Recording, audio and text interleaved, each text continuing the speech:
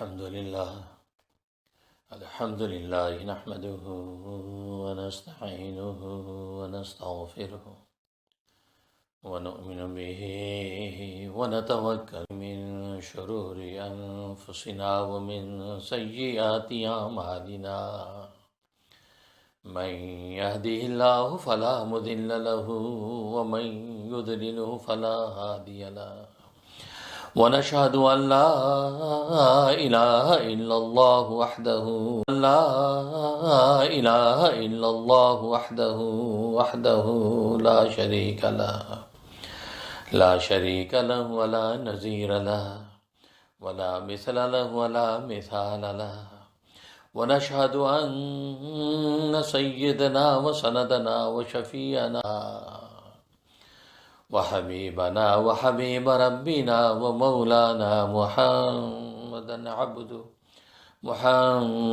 عبده ورسوله أرسله الله إلى كافة للناس بشيرا ونذيرا داعيا إلى الله بإذنه وسراجا منيرا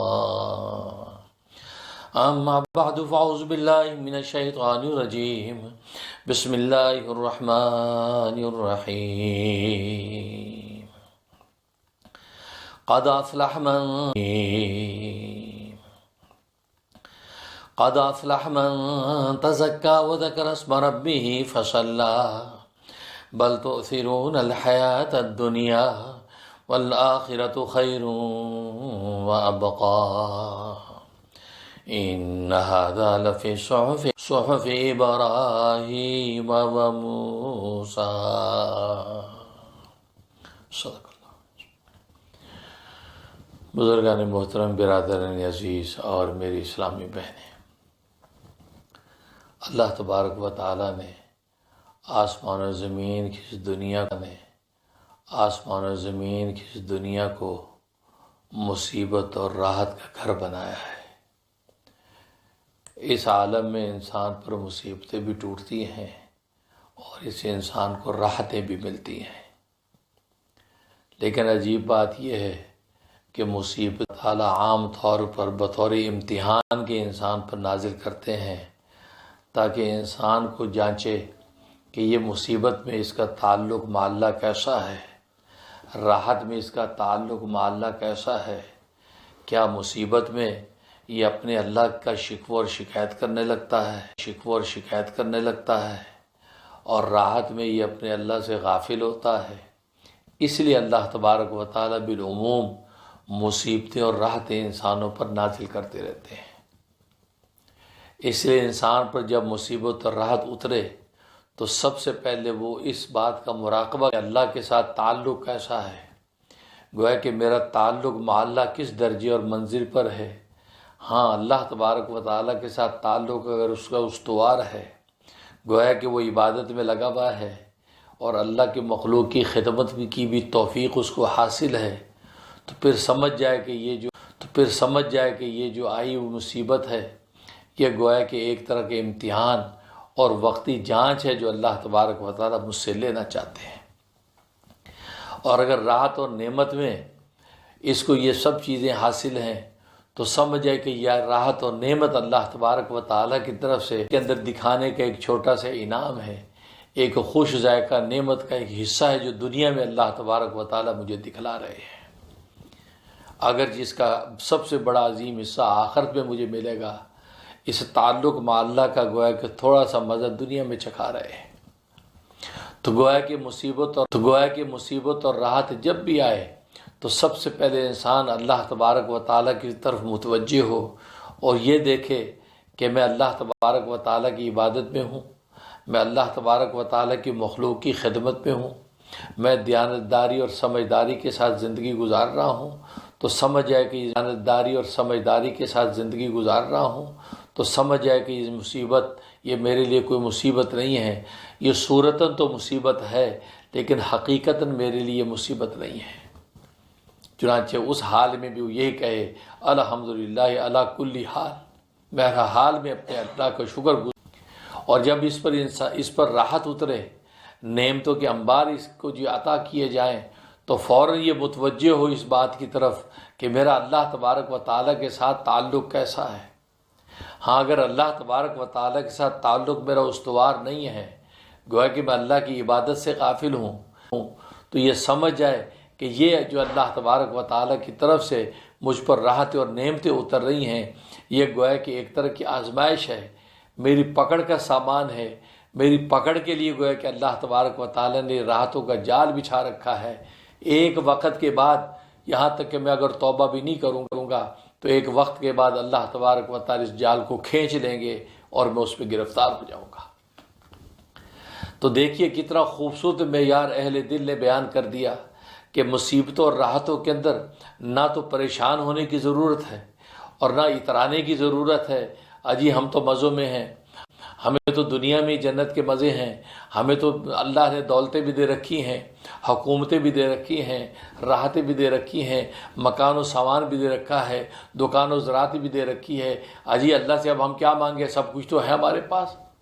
اور ظاہر ہے کہ یہ ہم نے محنت کی، ہم نے اپنے عقل اور دانائی کے ساتھ یہ سب جمع کیا۔ اترانے کی ضرورت نہیں ہے، بلکہ یہ سوچے یہ اللہ تبارک و تعالیٰ کی طرف سے اگر راحت ہے تو دیکھوں کہ یہ صورتاً راحت ہے، یہ حقیقتاً راحت ہے۔ اس لیے کہ یہ بات یاد رکھیں، مصیبت ایک صوری ہوتی ہے اور ایک حقیقی ہوتی ہے۔ صوری کا مطلب کہ صورتاً تو مصیبت ہے لیکن حقیقت میں وہ مصیبت نہیں ہے۔ اس کی مثال حضرت حکیم الامت مجدد ملت مولانا شمس علی تھانوی رحمہ اللہ تعالیٰ بڑی خوبصورت دیتے ہیں۔ فرمایا کہ چٹنی روٹی جب آپ کھاتے ہیں، اب چٹنی جب انسان جب لقمہ لگا کے منہ میں رکھتا ہے تو سی سی کرتا ہے، اس لیے کہ اس کی چبن منہ میں رکھتا ہے تو سی سی کرتا ہے، اس لیے کہ اس کی چبن،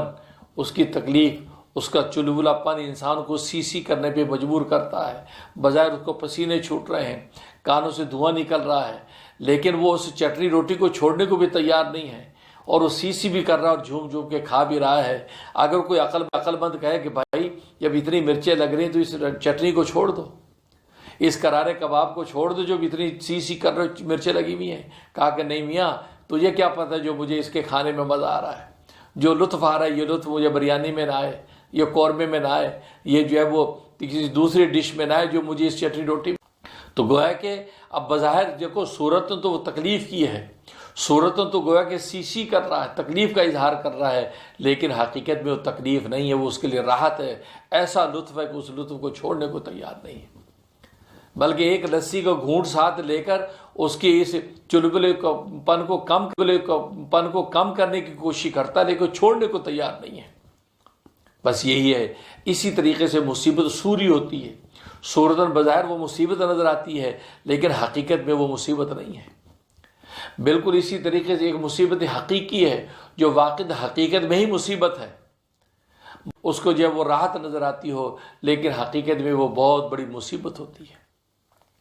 اور حقیقی مصیبت کا مطلب یہ ہے کہ اللہ تبارک و تعالیٰ سے غافل ہے اور اللہ تبارک و تعالیٰ کی پکڑ میں ہے، اور دنیا میں اللہ تبارک و تعالیٰ اس کو اپنی پکڑ اور گرفتاری کے ایک نمونہ دکھا رہے ہیں، اور آخرت کے اندر تو زبردست آئے ہیں، اور آخرت کے اندر تو زبردست عذاب ہے۔ اسی طریقے سے نعمت اور راحت بھی سوری ہے، صورت راحت اور نعمت نظر آتی ہے لیکن حقیقت میں وہ راحت اور نعمت نہیں ہے۔ اسی مثال حضرت حکیم الامت مولانا شمس علی تھانوی رحمہ اللہ تعالیٰ بڑی خوبصورت دیتے ہیں۔ فرمایا کہ دیکھو بدن پر سوجن آ جاتی، سوج جاتا ہے، اب سوجا بدن بظاہر صحت مند نظر آتا ہے، عجیب ہاتھ پاؤں کتنے صحت مند، کتنے موٹے تکڑے نظر آ پا رہے ہیں، لیکن حقیقت وہ موٹا تکڑا پن نہیں ہے، وہ تو بیماری ہے۔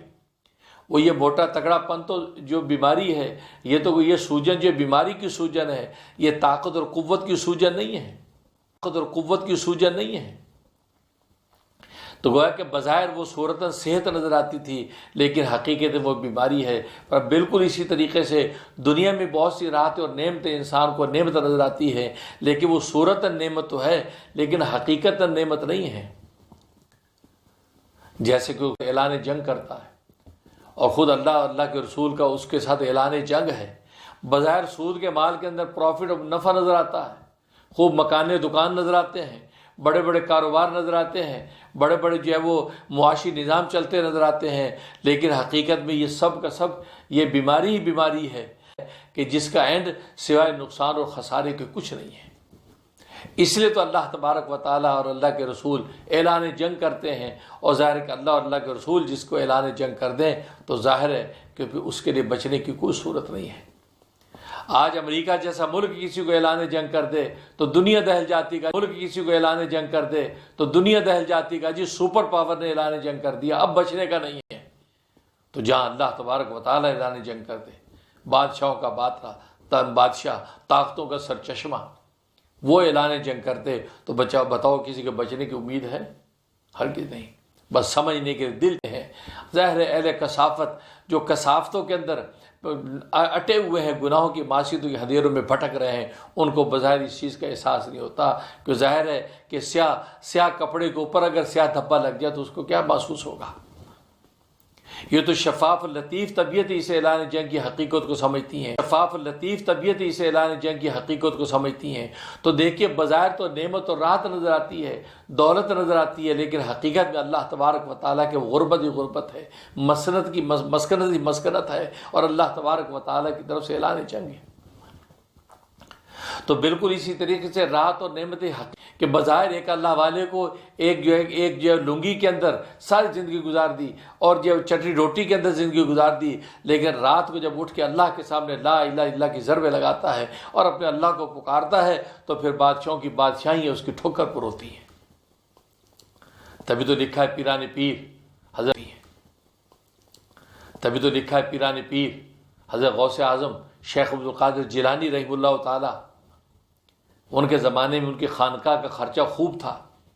خوب خانقاہی نظام چلتا تھا، ہزاروں لوگ آ رہے ہیں، کھا رہے ہیں، اور غربا مساکین کے اندر لنگر تقسیم ہو رہے ہیں۔ وقت کے ایک حاکم نے دیکھا کہ بھائی اس خانقاہ کا اتنا بڑا خرچہ اور ہزاروں دنیا صبح شام آ کے اس لنگر عام سے نفع اٹھا رہی ہے،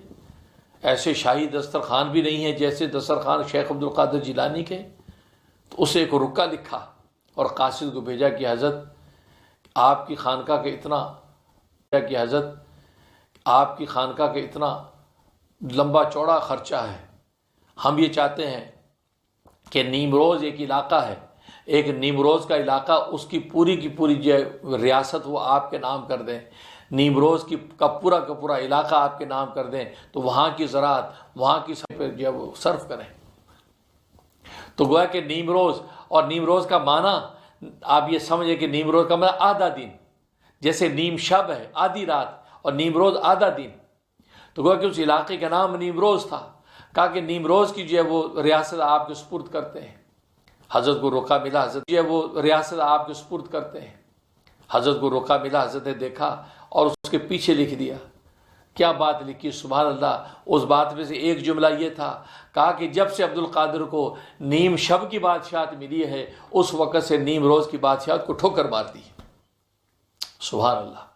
نیم بادشاہوں کے بادشاہ کے ساتھ مرابطہ ہوتا ہے، اور رابطہ کر کے جب لا الہ کی ضربیں لگتی ہیں تو پھر یوں لگتا ہے کہ فرش پہ نہیں ہے، عرش پہ ہے۔ پھر آسمانوں پہ سے خیر اور راحت کے فیصلے ہوتے ہیں، پھر دولت قدموں میں آتی ہیں، بادشاہت منتظر نظر آتی ہیں۔ تو جب سے نیم شب کی بادشاہت آتی ہے، تو جب سے نیم شب کی بادشاہت ملی ہے، فرمایا کہ اس وقت سے نیم روز کی بادشاہت کو ٹھوکر مار دی۔ تو گویا کہ دیکھیے بظاہر جو نعمتیں اللہ تبارک و تعالیٰ عطا کر رہے ہیں، یہ تعلق مالا اس قدر ہے کہ دنیا کی بادشاہتوں کی ان کی نظر میں کوئی قیمت نہیں ہے۔ مرتضیٰ باب العلم والقضاء کرم اللہ وجہ فرمایا کرتے تھے، اے لوگو تم راتوں میں اپنے رازق کو تلاش کرنا شروع کر دو، دن میں رزق تمہیں تلاش کرے گا۔ اس کا مطلب یہ راتوں کو اٹھ کے لا الہ الا اللہ کی ضربیں لگ رہی ہیں، سبحان اللہ کی تنزیہ اور تسبیح بیان ہو رہی ہیں، اور الحمدللہ سبحان اللہ کی تنزیہ اور تسبیح بیان ہو رہی ہیں، اور الحمدللہ کی شکرانے کے نعرے اور نغمے پیش ہو رہے ہیں، اپنے اللہ کو پکار رہا ہے، سجدوں میں کر رہا ہے، کبھی قیام میں جھک رہا ہے، کبھی قرآن کی آیات تلاوت کر کے قیام کے اندر جو ہے وہ جھوم رہا ہے۔ یہ اس کیفیت کے ساتھ جو راتوں کے اندر اٹھ کے خدا کو پکارتا ہے اور رازق کی طرف ہاتھ بڑھاتا ہے، حقیقی نصیب ہو۔ اسے جب کوئی نعمت ملے تو فوراً سوچو کہ یار یہ جو نعمت ملی ہے یہ نعمت حقیقی ہے، یہ نعمت سوری ہے۔ اس لیے کہ نعمت سوری کی مثال علماء نے بڑی خوبصورت دی ہے۔ فرمایا کرتے ہیں کہ نعمت سوری کی مثال، فرمایا کہ چوہے کو پکڑنے کا جو پنجرا ہے اس پنجرے کے اندر رکھا ہوا پراٹھے کا ٹکڑا ہے۔ چوہے کو گرفتار کرنے کے لیے جب وہ پنجرے کے اندر پراٹھے کا ٹکڑا رکھتے ہیں، اسی طریقے سے وہ کڑکی، چوہے کو پکڑنے کی کڑکی کے ساتھ پراٹھے کا ٹکڑا لگاتے ہیں۔ اب چوہا جب دیکھتا ہے کہ اوہ پراٹھے کا ٹکڑا، یہ تو اللہ، کوئی عقل مند سے کہتا بھائی یہ جو نعمت نہیں ہے، یہ تیرے گرفتار کرنے کا سامان ہے۔ جیسے تو اس پراٹھے کو منہ مارے گا، کھینچے گا، تو کڑک سے یہ پنجرے کا دروازہ بند ہو جائے گا، اور تو اندر اچھلے گا غم کے مارے، اور باہر بچے اچھلیں گے خوشی کے مارے، اور یہ کڑکی کے پراٹھے کو کھینچے گا، اور کٹک سے کڑکی جو تجھے پکڑ لے گی، تو گرفتار ہو جائے گا، اور پھر چیل کبوں کی خوراک بنے گا۔ تو وہ بظاہر آتا ہے اور آ کے وہ اس پنجرے کا جائزہ لیتا ہے، چوہا دائیں بائیں دیکھتا ہے، یا اس کڑکی کا جائزہ لیتا ہے، دائیں بائیں دیکھتا کوئی بھی نہیں، یا اس کڑکی کا جائزہ لیتا ہے، دائیں بائیں دیکھتا کوئی بھی نہیں، نہ یہاں بچے ہیں، نہ عورتیں ہیں، نہ گرم پانی ہے، نہ ڈنڈے سوٹے ہیں، کچھ بھی نہیں، اور سامنے جو ہے دروازہ کھلا ہوا ہے، اور نعمت سامنے جو نظر آ رہی ہے۔ تو ان عقل مندوں کو، ان ناصحین کو کہتا ہے تمہاری نصیحتیں بیکار ہیں، یہاں تو کچھ بھی نہیں، نہ بچے ہیں، نہ گرم پانی ہے، عورتیں، نہ ڈنڈے۔ تو گویا کہ ان کو بیوقوف سمجھ کے وہ پھر اس پنجرے کی طرف گھستا ہے، اور جیسے ہی وہ اس پراٹھے کو منہ لگا کے کھینچتا ہے، ٹھک سے دروازہ بند۔ جیسے دروازہ بند ہوتا ہے، اب بچے بھی نظر آنے لگتے ہیں، اور گرم پانی بھی نظر آنے لگتا ہے، عورتیں بھی ڈنڈے لے کے نکل آتی ہیں، کیونکہ پورا ماحول کہ جو آج ابھی پردے کے اندر تھا، سارا کا سارا ظاہر ہو جاتا ہے۔ اب اس کو سمجھ میں آتی کہ اوہو یہ نصیحت کرنے والے تو بیچارے سچے تھے، میں نے خواہ ان کے ساتھ ضد کی اور مارا گیا۔ بالکل اسی طریقے سے آج ناسی کہیں قبر کے عذاب سے تمہیں ڈراتے ہیں، کہ برزخ کی تمہیں خبر دیتے ہیں، کہیں محشر کی خبر تمہیں دیتے ہیں، اور یہ ظاہری نظر کے لوگ کہتے ہیں جی کہاں کا بیوقوفی کی بات ہے، ہم نے قبریں کھول کے دیکھی، مردہ پڑا ہے، نہ وہاں عذاب کے فرشتے نظر آتے ہیں، نہ وہاں جہنم کی آگ نظر آتی ہے، نہ وہاں جنت کی نعمتیں نظر آتی ہیں، وہی مٹی گھٹا ہے، وہی آدمی ہے، وہی کفن ہے، وہ وہاں سو رہا ہے، پڑا ہے۔ یہ خام خواہ کہ جیسے وہ قبر کے اندر اترے گا کل کو، تو اس کو سب کچھ نظر آنے لگے گا، منکر نکیر بھی نظر آنے لگیں گے، جہنم کی کھڑکیاں بھی کھلیں گی، جنت کی کھڑکیاں بھی کھلیں گی، وہاں سب کچھ اس کو دکھائی دینے لگے گا۔ لیکن ہر چیز کی ایک وقت ہے، ہر چیز کا ایک بارڈر ہے۔ دنیا کے اندر جیسے ایک ملک کے بارڈر سے جب دوسرے ملک کے بارڈر میں آپ قدم رکھتے تو سارا قانون بدل جاتا ہے۔ ایک ملک کا قانون الگ تھا، اور جیسے آپ دوسرے ملک کے اندر داخل ہوئے ہیں، صرف ایک بارڈر کی لائن ہے، چھوٹا ایک برزخ جیسے کہتے ہیں، برزخ ایک بالکل پردہ ہے،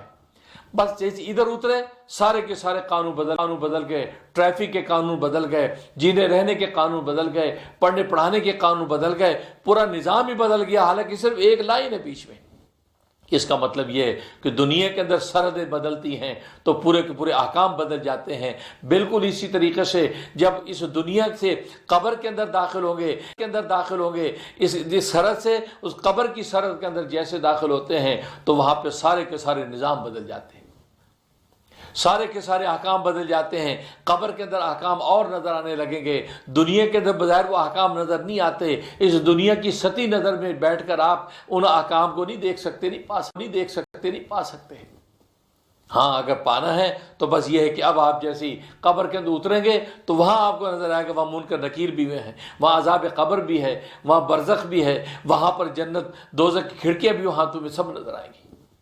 تو بالکل اسی طریقے سے دنیا کے اندر جو نعمتیں ہیں، یہ نعمت حقیقی ہے یا صوری، اس کا جائزہ تمہیں لینا ہے،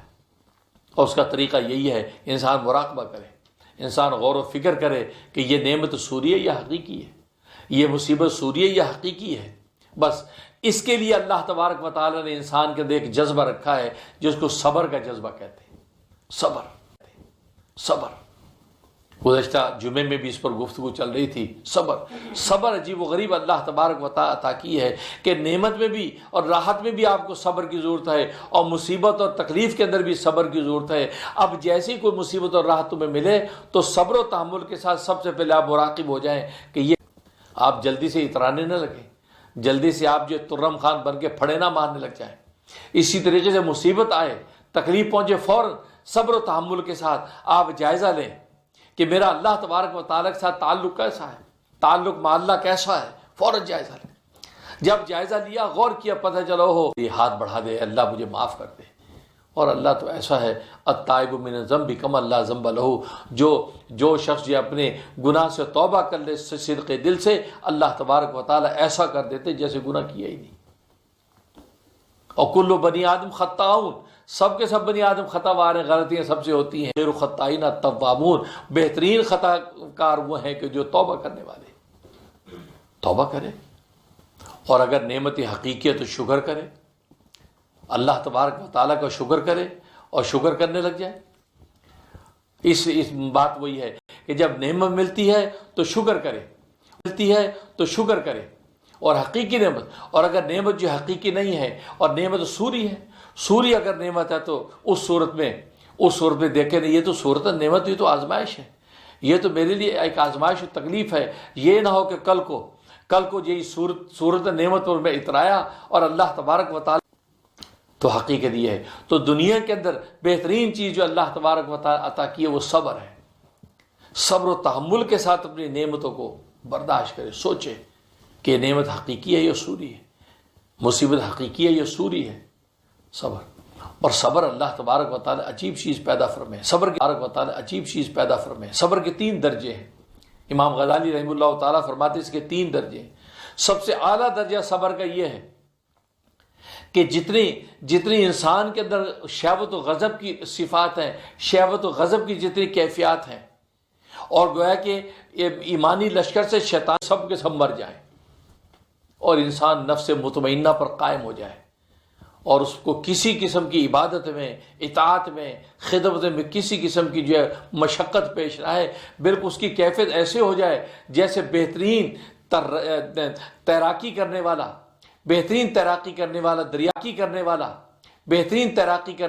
دریا کے جب تیراکی کرے تو جس سہولت کے ساتھ تیزی سے وہ گزرتا چلا جاتا ہے اور وہ میلوں کے میل لمحوں کے اندر طے کرتا چلا جاتا ہے، بالکل اسی طریقے اس کی یہ کیفیت ہو جائے کہ عبادت اور اطاعت کے اندر اور خدمت خلق کے اندر بالکل ایسے سہولت کے ساتھ ہر چیز کو کرتا ہوا مناظر۔ تو یہ صبر کا اعلیٰ درجہ ہے، اس کو نفس مطمئنہ حاصل ہو گیا۔ اس نے قرآن کریم میں کہا یا ایت النفس المطمئنہ، اے نفس مطمئنہ۔ یہ نفس مطمئنہ اس نے غیظ و غضب اور شہوت کی ساری جو وہ خواہشات کو قلع کما کر دیا ہے، یہ اطاعت اور عبادت کی جو مطمئن ہو کر قائم ہو گیا ہے، اس کو نفس مطمئنہ، یا ایت النفس المطمئنہ ارجعی الی ربک راضیۃ مرضیہ، کہ تو لوٹ اپنے رب کی طرف اس حال میں کہ تو اپنے رب سے راضی ہو، تیرا رب دونوں طرف سے جاری ہے، سبحان اللہ، کہ تو اپنے رب سے راضی اور رب تجھ سے راضی ہے۔ فادخلی فی عبادی، داخل ہو جا تو میرے بندوں میں، وادخلی جنتی، اور داخل ہو جا میری جنت میں۔ تو دیکھیے اللہ تبارک و تعالیٰ نے نفس مطمئنہ کا مقام وہ رکھا کہ وہ ساری کی ساری نفسانی خواہشات کو زیر کر چکا ہے، یہ نفس مطمئنہ۔ یہ سب سے اعلیٰ درجہ صبر کا، کہ اسے ایسی اطاعت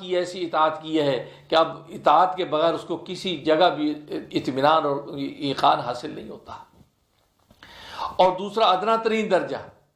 آج کے اندر ایسا لبڑ گیا ہے کیونکہ نفسانی خواہشات اور شہوت و غضب کی دلدل کے اندر پھنس گیا ہے، ایسا پھنس گیا ہے کہ بس اب اس کو توبہ کی توفیق نہیں ہے۔ یہ جو ہے اس کا جو نفس ہے، نفس امارہ، گویا کہ ایسا گناہوں کے اندر جو وہ ڈوب گیا ہے، گناہوں میں لت پت ہو گیا ہے۔ تو گویا یہ نفس جو ہے یہ نفس امارہ ہے۔ گویا کہ اس کی 2 علامتیں لکھی ہیں۔ ایک علامت یہ لکھی ہے کہ ایسے لوگ عام طور پہ یہ کہتے ہیں مجھے توبہ کرنے کا بڑا شوق ہے لیکن توبہ ہوتی نہیں ہے۔ تو ایسے لوگ جو اس نفس امارہ کے شکار ہیں، گناہوں میں لت پت ہیں، معصیت کے اندر ڈوبے ہوئے ہیں، ان کی ایک علامت یہ ہوتی ہے۔ اور دوسری علامت یہ ہوتی ہے کہ ان کو توبہ کا شوق بھی نہیں رہتا، ان کے دل میں یہ آتی بھی نہیں بات کہ میں توبہ کروں، توبہ کو شوق بھی ان کا نہیں رہتا، بلکہ وہ کہتے ہیں اللہ میاں کو ہماری توبہ کی ہمیں روٹی 2 وقت کی دے رکھی ہے، دکان مکان دے رکھا ہے، ٹھاٹ باٹ دے رکھا ہے، تو آخرت میں بھی اللہ کو ہماری توبہ کی کوئی ضرورت نہیں، اللہ آخرت میں جنت بھی ہمیں دے دے گا۔ اللہ کو جنت دیتے کوئی گھاٹا پڑنے والا نہیں، اللہ ہمیں جنت بھی دے دے گا، یہ کیفیت۔ اور دنیا میں آپ کو دونوں کیفیتوں کے لوگ ملیں گے، یار توبہ کا بڑا شوق، اور دوسرا کہ توبہ کا شوق ہی دل سے نکل گیا، توبہ کی ضرورت کیا ہے؟ دیکھو اللہ کو اگر ہمارے گناہ برے لگتے تو دنیا میں ہمیں 2 وقت کی روٹی نہ دیتا، پہنوں کا کپڑا لتا نہ دیتا، جینے رہنے کے مکان دکان نہ دیتا۔ جب اللہ دنیا میں ٹھاٹ بڑھ ہمیں دے رکھی ہے، اس کا مطلب اللہ کو ہمارے گناہوں سے کوئی فرق نہیں پڑتا، تبھی تو ہمیں سب کچھ دیے جا رہا ہے۔ مطلب اللہ کو ہمارے گناہوں سے کوئی فرق نہیں پڑتا، تبھی تو ہمیں سب کچھ دیے جا رہا ہے۔ اور اسی طرح آخرت میں جب پہنچیں گے تو اللہ کو ہمارے گناہوں سے کوئی مطلب نہیں، نہ توبہ کی ضرورت، اللہ ہمیں جنت بھی دے دیں گے۔ تو گویا کہ یہ اس خوش فہمی کے اندر یہ لوگ مبتلا رہتے ہیں۔ تو یہ 2 علامتیں ایسے لوگوں کی جو اس نفس امارہ کے شکار۔ اور تیسرا صبر کا متوسط درجہ۔ متوسط درجہ یہ ہے کہ کبھی تو رحمانی لشکر اس پر غالب آتا اور نیکی اور تقوی میں لگ جاتا ہے، اور کبھی شیطانی لشکر ان پر غالب آتا ہے اور گناہ کے اندر لت پت ہونے لگتا ہے۔ گویا کہ نفس کی کشتی چلتی رہتی ہے، عمر بھر کی یہ کشتی، کبھی تو گرا دے کبھی وہ گرا دے۔ تو گویا کہ اس طریقے سے انسان چلتا رہتا ہے۔ نماز پڑھ لی کبھی چھوٹ گئی، روزہ رکھ لیا کبھی چھوٹ گیا، زکوٰۃ دی کبھی بخل کر گیا۔ تو گویا کہ اس طریقے سے جب اس کی کیفیت چلتی، یہ نفس جو ہے، یہ نفس لوامہ ہے، سوچتا کہ یار فلاں وقت کی نماز میں نے کیوں چھوڑ دی، کاش میں نمازیں پڑھتا چلا آ رہا تھا، دیکھو نماز چھوٹ گئی میری، آج یہ روزے رکھتا چلا آ رہا تھا، خام خواہ میں نے روزے چھوڑ دی، تو ملامت کرتا ہے۔ تو یہ گویا کہ متوسط درجہ ہے۔ تو گویا کہ صبر کا متوسط درجہ ہے کہ وہ نیکی پر قائم ہوتا ہے، کچھ عرصہ چلتا ہے پھر وہ قائم ہوتا ہے، کچھ عرصہ چلتا ہے پھر وہ ٹوٹ جاتی ہے اس کی کیفیت، اور پھر اس سے ہٹ کے پھر گناہ کے اندر لطفت ہوتا ہے، پھر گناہوں میں بھی قائم نہیں رہتا، پھر وہاں سے ہٹ کے پھر نیکی کی طرف آتا ہے۔ تو گویا کہ یہ بین اس کی کیفیت رہتی ہے۔ تو نہ تو یہ بالکل اعلیٰ مقام میں پہنچا، نہ ادنا مقام میں گرا، بلکہ متوسط مقام میں رہتا ہے۔ اور اسلام اور مسلمانوں کی یہی حالت ہوتی ہے، کبھی گناہ کبھی ثواب، کبھی گناہ کبھی ثواب، اسی طرح زندگی گزرتی ہے۔ اور مزے کی بات ہے کہ آخرت کے اندر اللہ تبارک و تعالیٰ جو میزان عدل قائم کریں گے، وزن اعمال کے لیے وہ ایسے لوگوں کے لیے قائم کیا جائے گا جن کی نیکیاں بھی ہوں گی گناہ بھی ہوں گے، یعنی وہ بھی ہوں گے، یعنی وہ اسات المومنین جن کے گناہ بھی ہیں نیکیاں بھی ہیں، میزان عدل انہی کے قائم ہوگا۔ اس لیے کہ جن کی نیکیاں ہی نیکیاں ہیں ان کے لیے میزان عدل قائم کرنے کی ضرورت ہی نہیں ہے، وہ تو نیکیاں وہ سیدھے جنت میں داخل کر دی جائیں گے، ان کے اعمال کو تولنے کی ضرورت ہی نہیں ہے۔ تولا تو تب جائے گا تو دونوں طرف، چنانچہ مومنین صدیقین صالحین جو بلند مقاموں پہ، ان کے اعمال کو تولنے کی ضرورت ہی نہیں، وہ سیدھے جنت میں داخل کر دی جائیں گے۔ اور دوسرے مشرکین و کفار منافقین یہ سیدھے جہنم میں ڈال دیے جائیں گے، ان کے اعمال بھی تولنے کی ضرورت نہیں ہے، اس لیے کہ وہاں تو گناہ ہی گناہ ہے، نیکی کے پلڑے میں کچھ ہے ہی نہیں۔ اور دنیا میں اگر کوئی نیکی کی تھی اس کا بدلہ اللہ دنیا میں دے دیا، لا خلاق فی الآخرہ، آخرت میں ان کے لیے کوئی حصہ نہیں۔ ہاں میزان عدل ان کے لیے قائم کیا جاتا جو متوسط درجے کے ہیں، ان سے گناہ بھی ہوئے ہیں نیکیاں بھی ہوئی ہیں، ان کے لیے رکھا جائے، ایک طرف گناہ ہیں ایک طرف نیکیاں ہیں، پلڑا تولا جائے گا۔ اگر نیکیوں کا پلڑا بھاری ہو گیا تو اہل جنت میں شامل کر دیا جائے گا، اور اگر جو برائیوں کا گناہوں کا پلڑا بھاری ہو گیا تو جہنم کے اندر پھینک دیا جائے گا۔ تو متوسط درجہ صبر کا یہ کہ انسان جو دونوں طرح کی کیفیات کے ساتھ چلتا ہے۔ اس لیے علماء نے لکھا ہے صبر کی 3 قسمیں ہیں۔ ایک صبر علی الطاعت، نیکی پر صبر کرنا، دوسرا صبر عن المعصیت، گناہوں سے بچنے پر صبر کرنا، اور تیسرا صبر علی المصیبت، مصیبتوں پر صبر کرنا۔ 3 قسمیں صبر کی۔ پہلی صبر علی الطاعت، صبر کا معنی رکنا، جمنا۔ تو طاعت کا مطلب یہ کہ طاعت پر جمنا، نیکی پر جمنا، جم کر نیکی پابندی کے ساتھ کرتے چلے جانا، اور کبھی بھی اس سے ادھر ادھر نہ ہونا، استقامت کے ساتھ مرتے دم تک فاعبد ربک حتی یاتیک الیقین کے مصداق کو پورا کر دینا، کہ تو عبادت کرتا رہے اپنے رب کی یہاں تک کہ تجھے یقین آ جائے، یعنی موت آ جائے، موت کرتا ہے۔ دوسرا صبر عن المعصیت، معصیت سے صبر، یعنی گناہ سے بچے رہنا، رکے رہنا، گناہ کی طرف نہ بڑھنا، یہ صبر معصیت ہے، اپنے آپ کو گناہوں سے روکے رکھنا، یہ دوسری قسم۔